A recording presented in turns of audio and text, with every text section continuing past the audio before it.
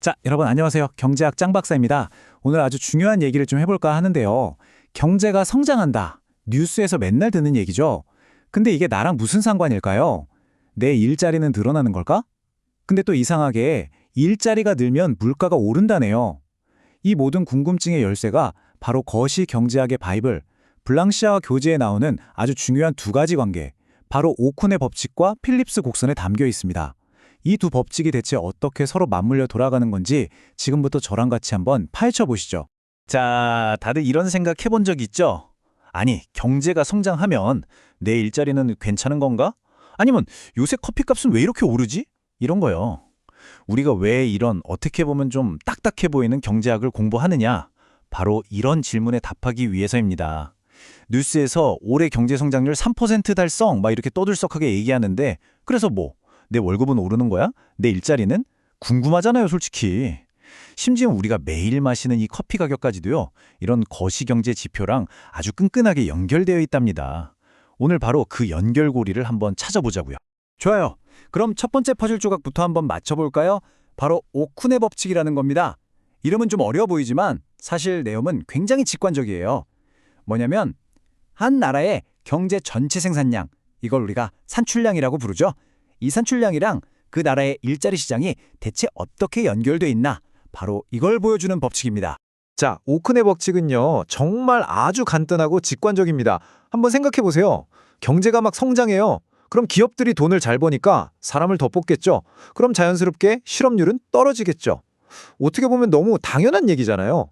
경제학에서는 이런 관계를 좀 유식한 말로 음의 상관관계라고 불러요. 하나가 올라가면 다른 하나는 내려가는 관계라는 거죠. 아, 교수님, 음의 상관관계라는 게 그럼 하나가 좋아지면 다른 하나는 나빠지고 뭐 그런 반대 방향으로 움직인다는 말씀이시죠? 말로만 들으니까 약간 헷갈리는데 혹시 데이터 같은 걸로 직접 보여주실 수 있나요? 그럼 확 와닿을 것 같아요. 오, 아주 좋은 질문이에요. 맞아요. 바로 그겁니다. 백문이 불여일견이라고 하죠. 말보다 직접 눈으로 보는 게 최고죠. 실제 데이터 그래프 바로 보여드릴게요. 자, 다들 이 그래프 한번 보세요. 좀 복잡해 보이나요? 전혀 어렵지 않아요. 가로축, 그러니까 이 X축은 경제 성장률이에요. 오른쪽으로 갈수록 경제가 팍팍 성장했다는 뜻이죠. 그리고 세로축, Y축은 실업률이 얼마나 변했는지를 보여주는 거고요. 저기 흩어져 있는 점 하나하나가 특정 연도의 미국 경제 데이터라고 보시면 돼요. 자, 어때요? 뭔가 눈에 띄는 경향 같은 게 보이나요? 가만 보니까 점들이 전체적으로 오른쪽 아래를 향해서 찍혀 있는 것 같아요. 만약에 이 점들을 대표하는 선을 하나 쫙 긋는다면 아래로 내려가는 모양이 될 것 같은데요? 이야, 정확해요. 바로 그겁니다. 경제 성장률이 높은 오른쪽으로 갈수록 점들이 점점 아래로 내려가죠? 세로축의 값이 0 아래, 즉 마이너스가 된다는 거예요. 실업률의 변화가 마이너스라는 건 무슨 뜻일까요? 바로 실업률이 감소했다는 뜻이죠.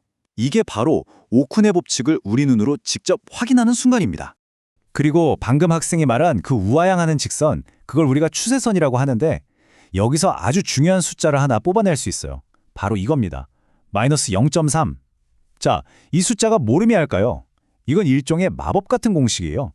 경제가 예상보다 1% 더 성장하면 실업률은 약 0.3%포인트 떨어진다는 경험적인 법칙을 보여주는 거죠. 실제로 정부나 중앙은행에서 경제정책을 세울 때 이런 숫자를 아주 유용하게 참고한답니다. 오, 교수님, 그럼 완전 간단한 거 아니에요? 실업 문제 해결하려면 그냥 다른 거 다 신경 끄고 경제 성장률만 무조건 팍팍 높이면 되겠네요. 하하, 아주 예리한 지적이에요. 그래요, 오큰의 법칙만 놓고 보면 그 말이 딱 정답처럼 보이죠. 하지만 세상 모든 일이 그렇듯 경제도 그렇게 단순하지만은 않아요. 동전에도 앞면과 뒷면이 있잖아요. 뭔가를 얻으면 반대로 뭔가를 잃을 수도 있다는 거죠. 네? 아니, 실업률이 낮은 건 무조건 좋은 거잖아요.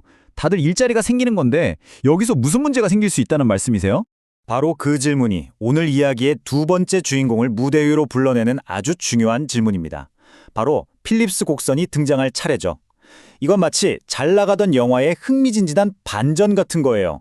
모두가 원하던 그 낮은 실업률이라는 달콤한 열매에 사실은 숨겨진 대가가 있다는 걸 보여주거든요. 이 필립스 곡선은요, 뉴질랜드의 경제학자 윌리엄 필립스라는 분이 발견한 관계인데요. 이번에는 실업률과 인플레이션율 사이의 관계를 다룹니다. 인플레이션율 다들 아시죠? 바로 물가 상승률입니다. 놀랍게도 이 둘 사이에도 오쿤의 법칙처럼 음의 상관관계가 존재한다는 걸 발견한 거예요. 자, 드디어 중요한 새로운 변수, 인플레이션이 우리 이야기에 등장했습니다. 자, 두 번째 그래프입니다. 한번 보시죠. 이번에는 가로축이 실업률, 세로축이 인플레이션율이에요. 어때요? 딱 보니까 아까 봤던 오쿤의 법칙 그래프랑 뭔가 되게 비슷하지 않아요? 그러네요. 이것도 점들이 전체적으로 오른쪽 아래로 내려가는 모양이에요. 가만.